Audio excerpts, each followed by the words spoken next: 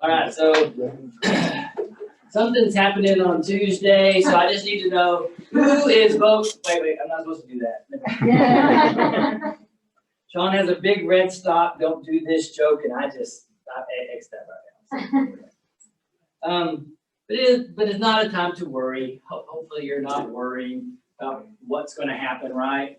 It's not a time to worry, but it's a time to worship, and it's not a time to be anxious. It's a time to ask the Father, and that we're residents of the kingdom, right? We need to be doing His work.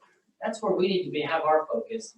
And so there was this interesting quote. It's more of a story. Is scarcely a greater contrast can be drawn than that between Paul and Nero.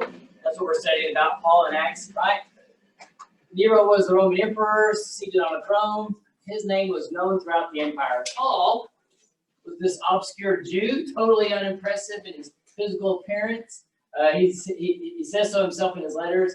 In a distant corner of the Roman Empire, Paul was this leader of this little small group, right? Heretical sect that was known only as a group of troublemakers.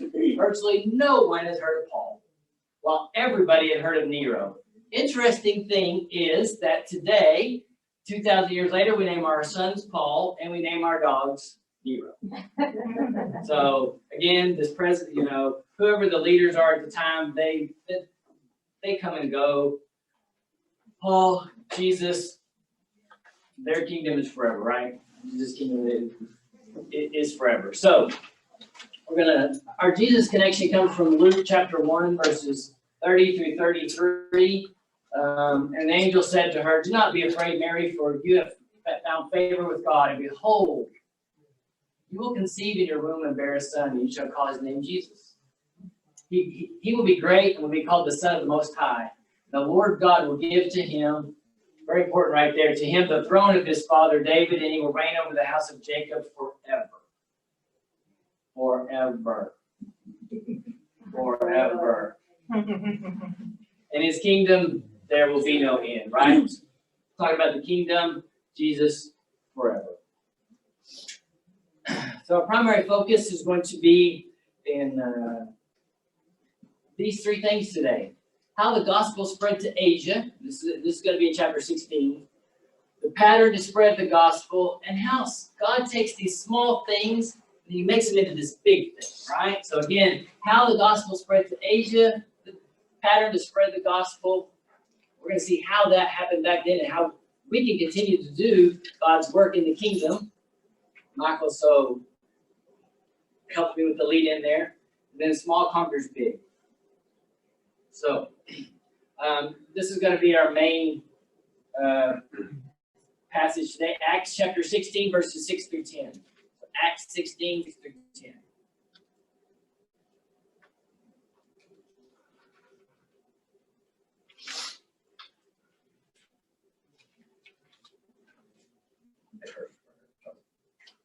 All right. And they went through the region of Phrygia and Galatia, having been forbidden by the Holy Spirit to speak the word in Asia. When they had come up to Mysia, they attempted to go into Bithynia, but the Spirit of Jesus did not allow them. So passing by Mysia, they went down to Troas, and a vision appeared to Paul in the night. A man of Macedonia was standing there, urging him and saying, "Come over to Macedonia and help us." And when Paul had seen this vision, immediately we sought to go on into Macedonia, concluding that God had called us to preach the gospel to them. So what stands out to you from those few verses? What stands out? Besides that I was able to say this word right here after having looked it up and listened to it 50 times on Google. Thank goodness for Google. I don't know what people did to teach before Google. How much the Spirit led them? Yeah. Spirit led them. Pretty strong to say He forbid them to go. The Spirit forbid to go to Asia. Yeah, He's got this plan. He's going, and what happens? Turn around, young man. What else? Think like how difficult it was for them to travel, and I wonder if they were, they're like set to go there, and Jesus said no, like you would want to, like, I'm already going.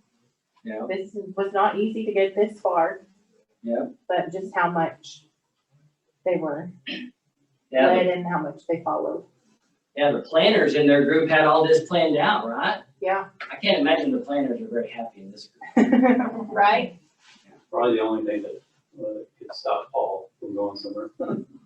Yeah, the only thing. I wouldn't have imagined anybody would tell him what to do. What leaps out to me is, what does it look like to say, what does it look like if the Spirit of Jesus did not allow them to go? What does it look like to be forbidden to do that? I mean, is it, obviously he had a dream, that means he was able to go. Is it he had a dream and said not to be forbidden there, or what? Yeah, What does it look like? yeah. And he's not told why, right?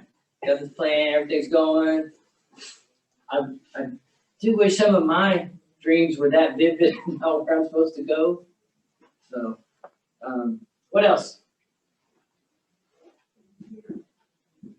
Anything else stand out?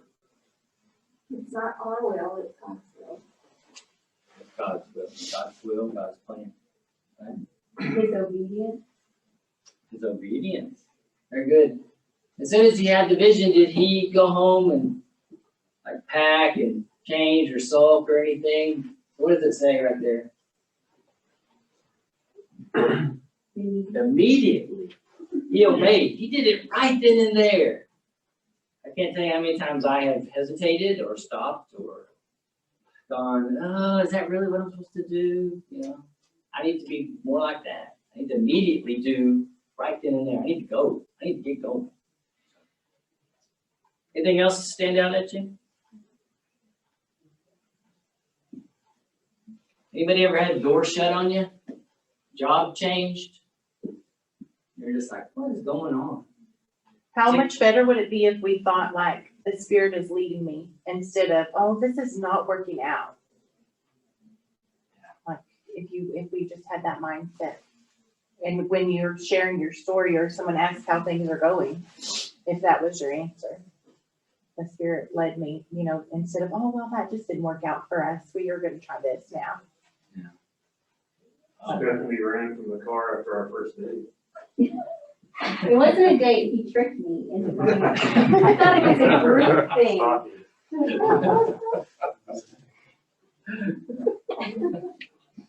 I don't know how to explain that one.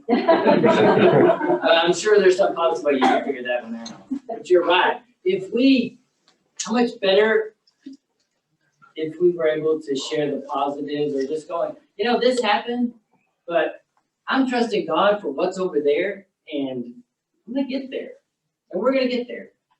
It frustrates the hound out of me today that I don't know what's going to happen or why this is happening, but right? When I share the gospel with someone and they slam the door in my face, that's going to happen, right? I'm not going to understand why. And I've got this big plan that I'm going to go to Angel Fire, and be a youth minister or whatever it is, and it may not be as easy as I think it's going to be. I don't know. The biggest thing though is, the greater trust in God of what that plan is. It's okay, well. Oh, it's her fault, she brought it. I'm sure some good will come out of this. All right, so let's skip ahead. Up to Acts 19, verses 8 through 10. We're going to skip ahead just to see what the kind of the future and what happened, right? Because Paul was dead set on going into Asia. He didn't get to go there. So Acts chapter 19, verses 8 through 10. And he entered the synagogue, and for 3 months spoke boldly. 3 months he spoke boldly, reasoning and persuading them about the kingdom of God. But when some became stubborn and continued in unbelief, speaking evil of the way before the congregation, he withdrew from them and took the disciples with him, reasoning daily in the hall of Tyrannus. This continued for 2 years, so that all the residents of Asia heard the word of the Lord, both Jews and Greeks. So let's kind of go through this just a little bit. Verse 7 that we didn't read about, there's about 12 12, it mentions 12 disciples. There's probably actually more. When you're spreading the word for that long, for three years, probably got more than 12, that we've been able to talk to and convert. Verse 8, entered the synagogue, right? So Paul always went to the Jews first, right? So we talked about that before, but just a reminder, Paul always goes to the Jews first. He goes to the synagogue following Jesus's example. In verse 9 there, but when some became stubborn, continued to talk evil, right? All those things. Unfortunately,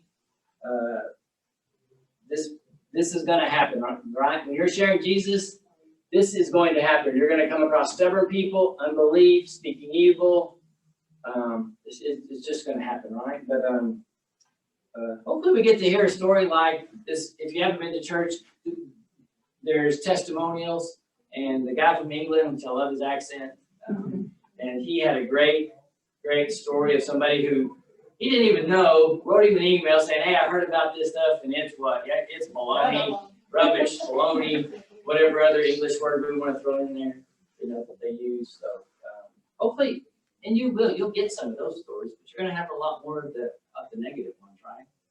So You have to know what is being referenced to. It says all the residents of Asia. What area are we talking about? Turkey. Turkey. Yeah, or you call it Asia Minor, which is Turkey.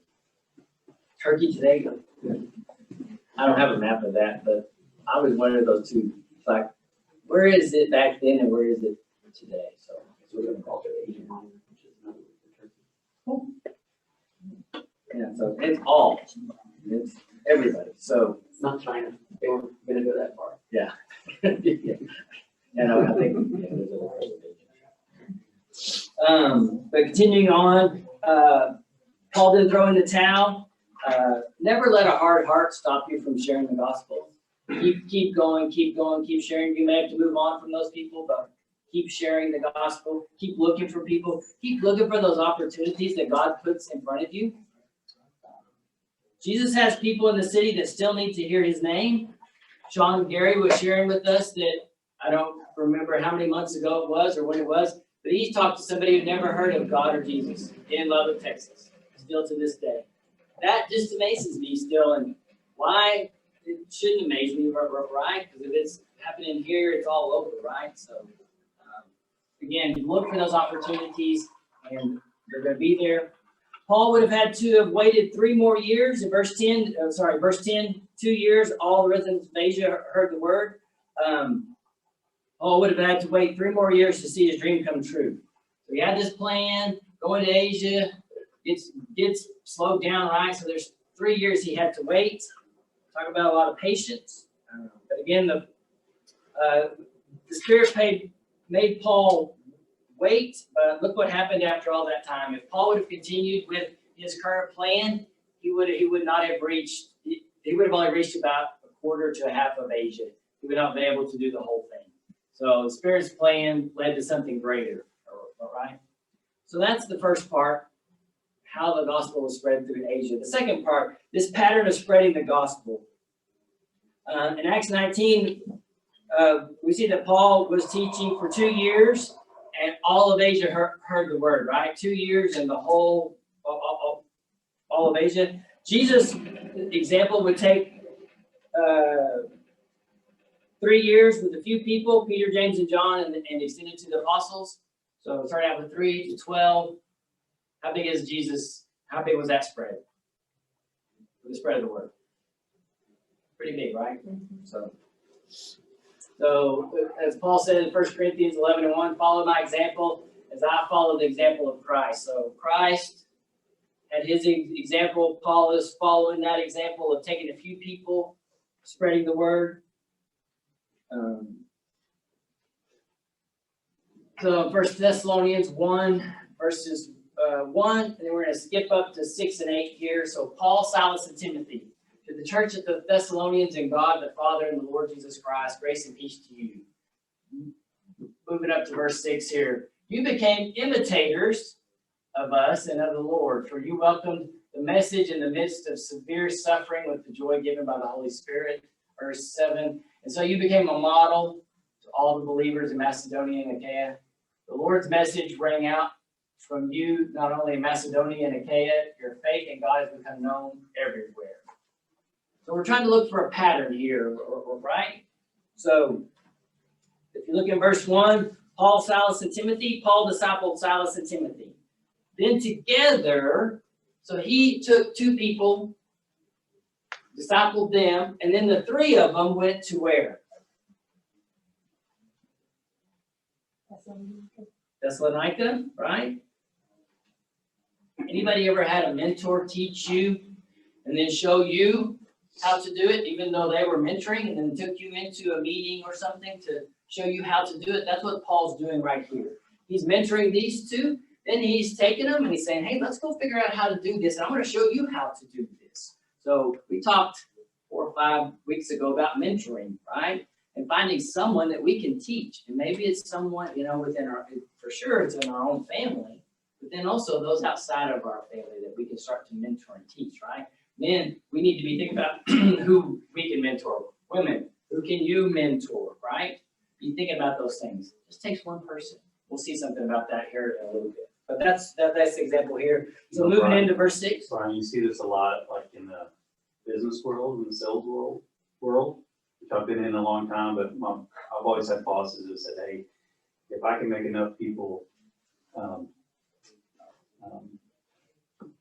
just lost my train of thought. If I can make enough people successful, then I will be successful, we all will be successful. So I'm not comparing that to this, but it's kind of the same philosophy. Is if I can share,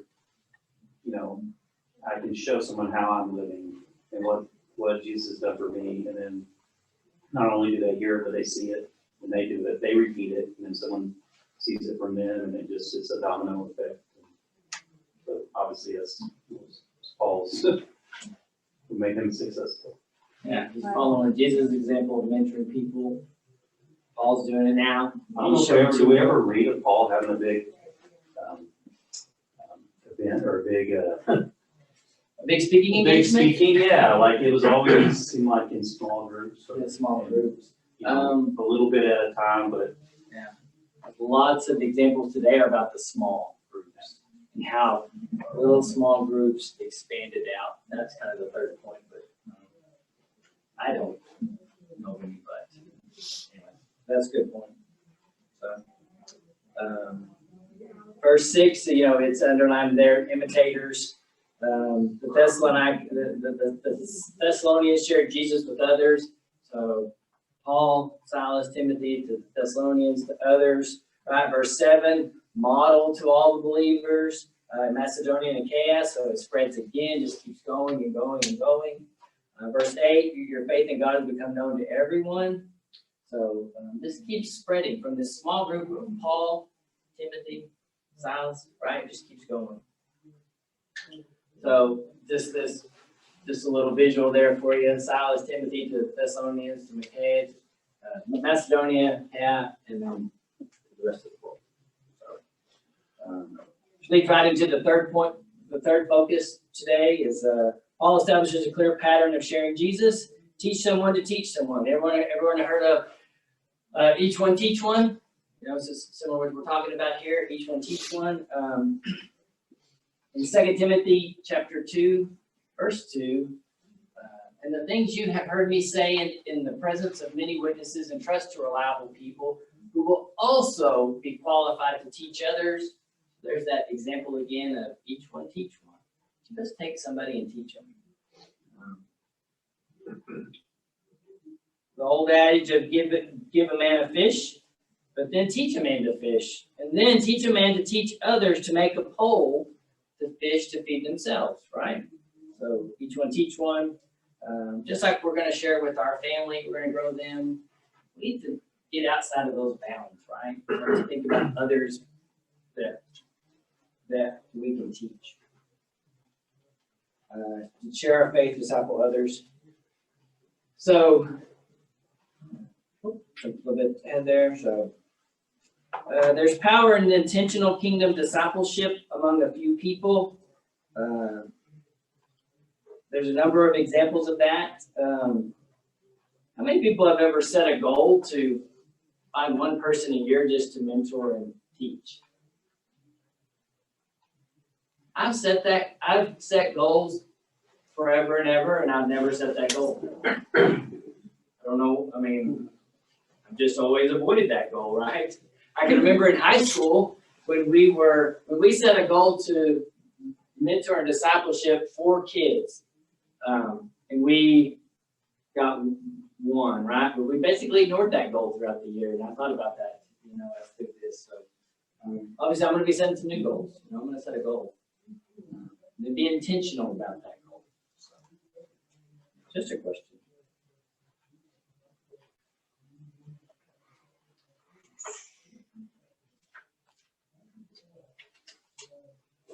All right. Discipleship and faith is best lived out in small groups. There's a better chance for holy, intimate fellowship, confession, growth, and maturing. Anybody in small group? Good. We've been in and out of small groups, and we got to get back into a small group. So, if anybody's got room in their small group, we would love to join your small group. But there is something to that small group. When we had moved away to Brownfield and we had moved back to South Plains, and they had a small group, and we got involved in a small group over there I saw the power of that. There's only 6 to 8 of us in that particular group. I don't know how many kids. There's a bunch. But the power of that small group was very powerful, very powerful. So anyway, encourage you to get into a small group if you're not. So Sean's a big proponent of that. So if each person in this room decided to mentor one person this year, year 1, right? And he's got it up to 4, but if you found 4 people to disciple, then year 2, we're up to 16, year 3, 64, year 4, you see the numbers, what happens? Year what? When do we get to the millions here? Year 10? Year 10, we're into the millions. Year 17 into 17 million. So again, starting really small can turn into something really, really big, right? All right, our prayer idea. Let me be faithful to disciple someone who will disciple another. All right, just talking about that. Each one, continue to do that. That's our prayer idea. Meditation for the week. Who do I need to be meeting with weekly to disciple? And then the third, invite 1 or 2 to start discipling this week. That's our challenge, right? So, how many people feel ill-equipped to do that? Don't feel like you know what to do if you want to have a conversation with someone? I'm raising my hand and I'm doing it because I don't. We probably all do. Yeah, we'll probably all do it, right? So, that's a couple of ideas, and again, just find someone to talk to about it. Get in a group, right? I always think about that to go do it by myself. But the example with Paul was what? Paul and 2 other people went and found somebody, right? And they discipled them. So, a couple examples that Sean's given us is when we start to talk to somebody, or if it's just in our little group, just read Matthew, Mark, Luke, and John. Just read 1 chapter a day, and then on Fridays or Saturdays, meet and just discuss it. Just have a discussion about it. You don't have to teach. You don't have to do anything else. Just read through it and think about how can we apply that in our lives. You can invite someone to lunch, right? We talked about this. If someone I don't really know really well, just invite them to lunch and just start to get to know them. Then we can start to how to have those conversations, right? Anybody else got any other ideas? Anything that's worked for you?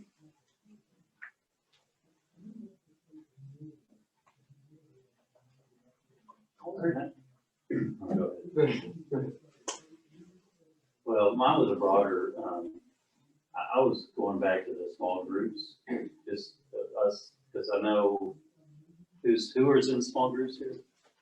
So, I mean, me and Amy, we're not in one, and we feel, but we hadn't reached out to go get into one, but then again, no one's kind of reached out to us. So I was just curious, who is Sean in charge of that, or? Eddie, It is. but I think it will probably be Sean for a while once So- Eddie leaves. So, is Eddie good? We're just by. Did you say? Yeah, so, I mean, just like, I don't know, I just thought maybe. Eddie I got has a some list. Answers. Eddie has a list of people that want in groups and groups that are ongoing. And so once a group has room, they put people in there. That's kind of how it's been working. Or if you, Or if you run wanna out a start couple, one. wanna start a couple. Yeah, or you could start your own, but Okay. people that live close to you. Like our group right now, so we have 5 families. But like right now, today, we're meeting in 2 different groups because, you're not supposed to meet with, we have a whole bunch of kids. And you're not supposed to meet with that many people in one place. So we had been meeting outside and that was working good. It's just a little tricky. Yeah. Right now to meet because you get up past a certain number and like last week we met, but we wore masks. But this week we decided that we would split. That way we could stay 6 feet apart and not have to wear masks. I think the vision behind it is not to stay in your same group for forever with the same people, but Right. to build your group and keep splitting, so. Yeah. Yeah. Multiply. No, yeah, good. I've been involved in, it's been a while, but I was involved in several prayer groups in the mornings, and it would grow to a spot where we had to, where we would split, and it would split, and it would split. You really don't want they don't want more than like 6 families, I think, in a 12 adults is like makes it not a small group anymore if you have more than that. So we get past the apostle limit. Yeah. When do y'all meet? Sunday night? We meet on Sunday nights, We usually meet at our house, but sometimes we meet, like the other group that split, so one group is meeting at our house tonight, but the other group, I think they might have met at the food court at the mall yesterday. Like you can meet wherever, if you don't want to have people at your house, or if, you live, like, it might be hard for y'all to have a group in Idlewild unless y'all had other families that lived out that way. So you might want to meet somewhere else or whatever. It doesn't matter. No, I'm just saying some people might not want to drive that far. Our goal when we started our group was to not have people from church. So To reach people that weren't involved in any way. We have not been very good at that, but, we have gotten people that aren't participating in small groups or not going to church on Sunday night or, so. we do have a new couple coming tonight that don't go to church anyway, that have been reading with us. And we just use plans from the Bible app because everybody has that and you could comment each day. And like the one we're doing right now is 30 Days with Jesus. And it's like, we read it with the girls most nights and talk about it. We read it, the verses that it gives you out of their children's Bible, and then talk about it. It's very simple. We kind of did that one because we have these people that don't go to church anywhere or anything that, we had done premarital counseling with them, because Michael did their wedding. And then we just said, hey, do y'all want to read this with us too? And so the Bible app you could read about anything in there. We just kind of preview it a little bit. And also that Right Now Media, we've done those plans before too. And that's really easy because you can even watch the video at your small group and you all watch it together. And then that way, if people are busy during the week, or it has reading during the week, but the video kind of gives everybody enough recap where if they haven't participated in the reading, they can still participate in the discussion. We all have the login for Right Now Meeting, Yeah, if you're signed up with. there's so much good stuff on there if you haven't looked at it. It really is. There's a lot of tools, a lot of things for our small groups. That idea of bringing someone outside of the church, right? Sean up in Laconia, right? That's what they have, people searching for togetherness, right?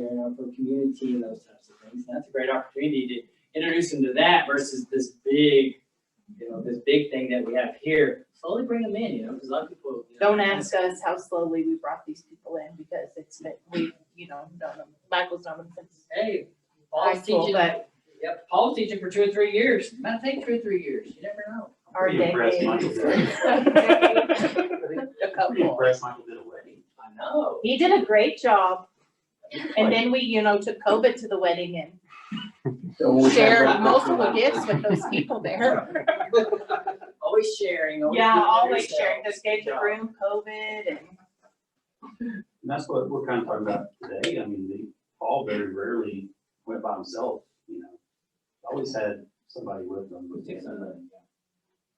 So don't think That's you a gotta great do way it. we can start. We feel like we're not prepared or we don't want you to, if you have somebody with you. And something I don't always think about, but you can practice, right? If you get in a small group, practice with people in your group, right? If you can practice makes you feel so much more comfortable with doing those things, right? So, again, if you're not in a small group, get into one.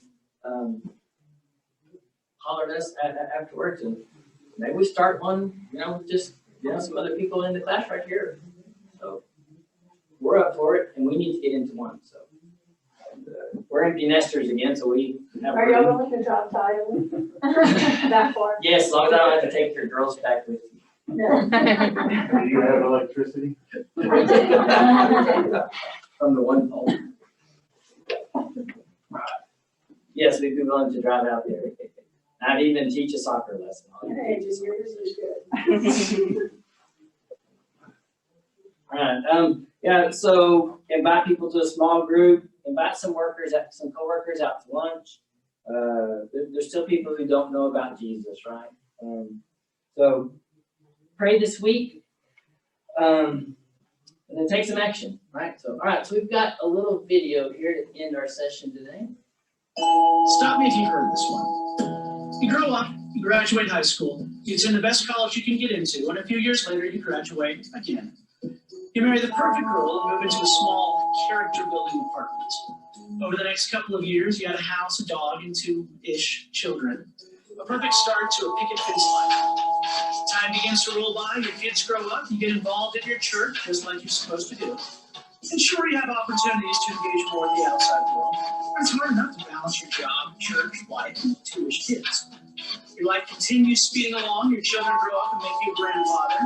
Eventually you retire and start spending a little too much time in Florida. But it's okay to relax. After 2 generations, you've impacted the 8 lives in your family. Finally, at the end of it all, the Lord calls you home.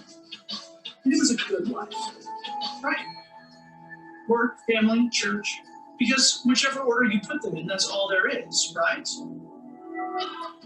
What would happen if we shook up that formula?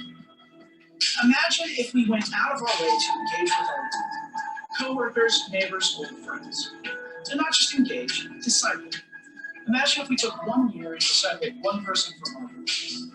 Took a year and truly shared the message of love, salvation, and freedom in Christ to that one person. And what if inside that year that person started to follow Jesus? Well, let's not stop there. What if the next year that person began to disciple someone else, and you did the same thing, and 2 more people came to Christ? And what if you did this year after year, person after person, and each of them picked one person year after year, and each of them, and each of them? If this kept going for 30 years, that would mean that 1,073,741,824 people heard the gospel. That's a little more than it is. The thing is, it's not a joke, and it's not a game. Most importantly, it's not impossible. It's one person boldly making a commitment to bring one other person to Christ. And it all starts by asking the question, who's your one?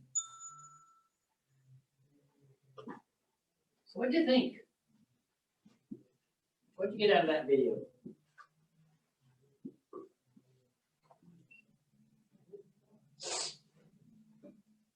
Go find somebody. Go find them.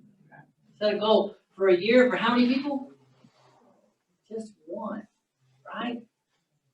I hope you're not like me where I think of all the negatives and I think all the other stuff I gotta get done. And they're not gonna listen to me and all those types of things. Just think about just sharing it with one, right? Just one person. If we can do that, things start to change. All right. God takes this small thing that we plant the seed and makes it something really big, right? So, hopefully that's what you got today. Our three things. We talked about Paul, how he spread the word to Asia, how the pattern there, right? Just find one person. And then how God takes something very small and makes it very big. So hopefully you got one thing out of today, and you'll put something into action this week. So hopefully we'll get a small group started out in Idaho, where they have electricity. But get into a small group, challenge yourself, and start to grow this week. Take that challenge to heart. Find one person over this year so we can all start to talk about this one person and how we start to grow them and how they grow. Have a good week. Thanks, guys. Oh, sorry, the Wolves. The Wolves are online still. Can they talk? They're muted right Can now. they chat? They're probably talking. They're probably talking right now. No, they're chatterboxes. Hi. Oh, sorry. Took a minute to find the unmute. Very good. I'm glad y'all joined us online. Are y'all almost out of quarantine? We're out. We're just being extra careful. Okay, very good. Yeah. Well, you missed donuts and coffee today, so I you know. get to join us next week. So Yeah. Thanks for joining us. And there's donuts left over, so please grab those, or the children will come through and ravage them out and you won't get any. Anyway, have a good week. Hey, Brian, Oh, sorry. sorry, just real quick, one thing. No, that's fine. I forget the guy's name that came and spoke one time, but he's here and he has some work with it. One thing he mentioned I thought was really good is the way that he kind of approaches disciple people. It was like you said, go meet with people, but we always feel like we have to know everything. We have to be able to answer this question on the spot. And his thing was like, hey, just start off by asking, hey, what is it you want to know about? What questions you have, those sort of things, and just write them down. And then you have a follow-up, say, okay, let's meet next Tuesday or whatever, and we'll discuss, let me do some looking and I'll bring you back some information and we'll discuss this. And that way it kind of keeps it professionally going, but also, you have time to go learn and do and come back with some information as well. And so you don't feel like you have to be on the spot. And the second thing I would say is that there's always going to be excuses, and I'm making myself, and I always feel at times and say, well, I'm not equipped or whatever. I think that's an excuse, to be honest, when I'm listening to myself say that, because I've grown up in church. I've heard these types of lessons 50,000 times. I think I'm equipped. I'm just not doing it. And so that's something that I need to do. So. Thanks, man, for speaking up. Yeah, it is. And I'm the same way, that's why, these lessons you have here. Marae is really good about this. There's a kid I grew up with, and he spent down in my house for 3 or 4 years, when I was in grade school when I first moved here. And I never saw him again. Marae, 2 years ago, had actually hired this young man. His name is Dennis, and is mentoring him. Has been trying to get him to come to church. He works, for Marae in some way, somehow. But Marae's always looking for those things. And I'm not there yet. But I need to stop making excuses too. Just encourage you guys to do the same. But get with a group. Because man, I don't know why you just feel better. I always feel better when I'm with others. But I also need to keep my eyes open for opportunities. Anyone else? Any other thoughts? I just think we always we never see the down the road with them either sometimes, and we don't know that. And my dad was so huge of when we were little, he ran the bus program out of the Idaho church and brought all these kids and this and that, and some of them you never know the effects of those. But there's I would say probably about 10 to 12 that we still keep in contact with, that we still know, and that we're still being. My sister married one that we picked up on the bus and brought to church as a little kid. And his dad was killed when he was very young. So my dad kind of took, they were actually kind of like brothers to us all growing up anyways. But then when you see, well, here they are, 40 years later, and we're still connected with them. It's nice to see down the road and how effective it really is. Yeah. We never know the effect of one small word, one small invite, just keeping our eyes open to opportunities that God's putting before us all the time. We don't have to be the missionaries to do it, you know. Anybody else? You got any upcoming weddings, Michael? That you're performing? No, No?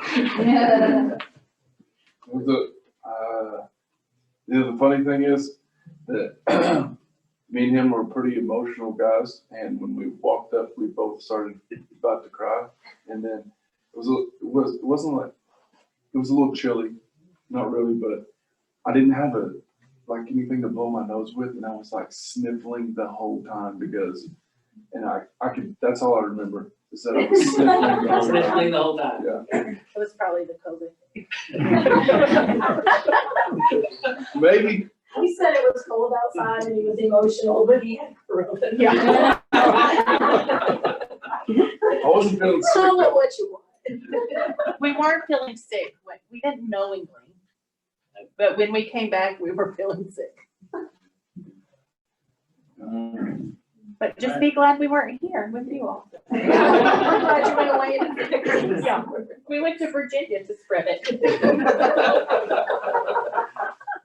Share the COVID. All right. Thanks, everybody. Have a good week. We'll see you all next Sunday.